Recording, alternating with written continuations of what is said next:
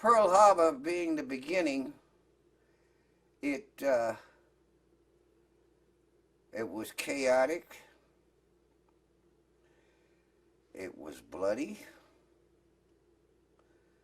and as I say, it was frightening until after a while, you stand there and watch this go down. Because I had a battle station that was on the wing of the bridge,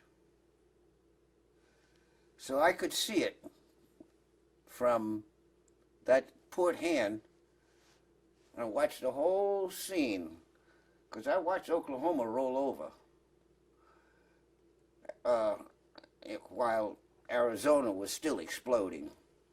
And you could see them. They came in low and slow. His head looked about that big in the cockpit. That's how close they came to Frisco.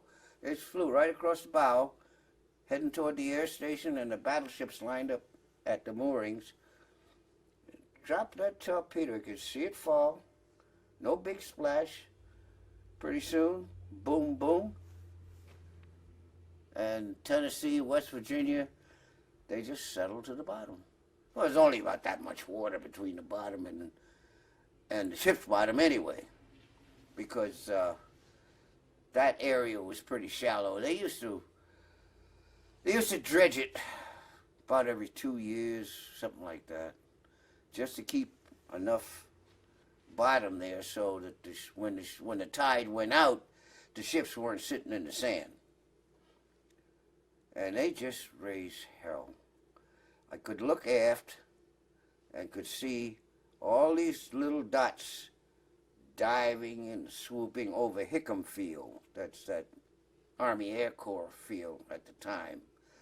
Huge hangar, and I was waiting to see if that hangar was going to explode, but it didn't. I don't know why they didn't bomb the hangar, but you could see all this black smoke rising in the sky, so they must have hit something that was flammable.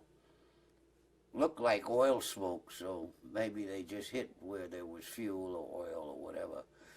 But I couldn't see beyond Pearl Harbor the other way. But all of these ships were being hit. I couldn't see what was around the corner in the estuary where the mooring buoys were. But all of those buoys were occupied, either by destroyers or cruisers. The carriers weren't there, and that's what they were hoping for. The carriers were not there.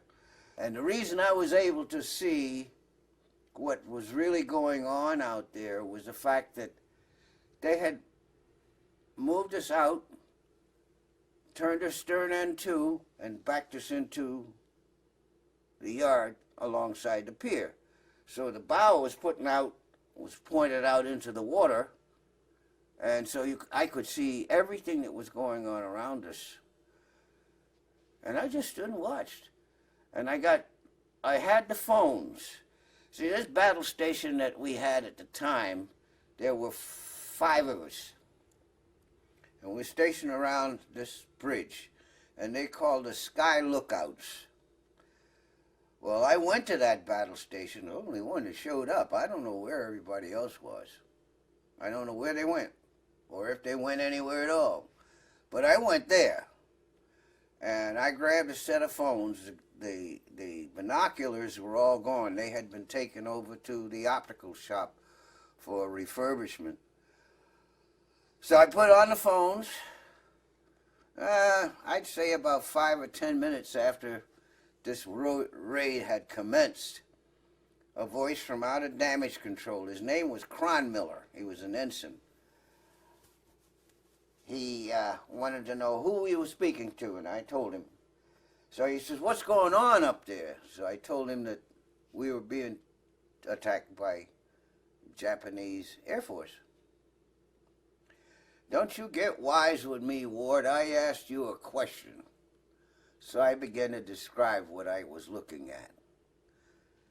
And there was a dead silence when I finished speaking. "Very well, thank you." I never heard from him again. I read where he had become a member of the Pearl Harbor Association a few years ago, and then about 6 years ago I read where he died. Yeah. But he was the only one I spoke to. Nobody else spoke to me on that line. And I wore those phones from the time that raid started until somewhere late. It was almost 4 o'clock in the afternoon. Because we stayed at battle stations all day. Because they made 2 attacks. They came in 2 waves. The second wave, they met with some gunfire and they met with some aircraft. But because early on in the first wave, nobody was flying anything. They destroyed the Naval Air Station.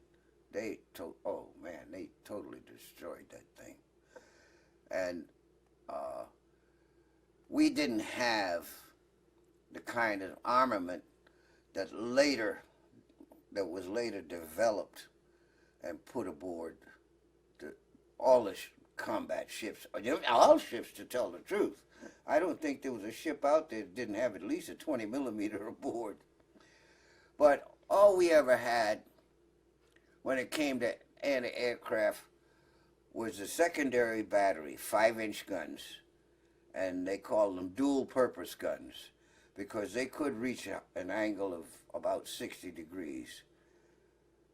And your shells, of course, were timed to explode at various levels. And very little of that was going on. Some ships, the guys broke out 30 and 50 millimeter machine guns and began to fire, but hell, it was about 15, 20 minutes before that happened. And all the while, these planes are just flying in low and slow and doing their thing. The only fast-moving airplanes were the fighters, and they would just wheel over and dive, spray the ground, and away they go.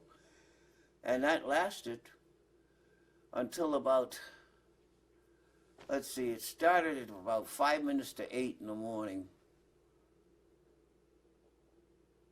And that first wave was done by about 8:40, 8:45, something like that.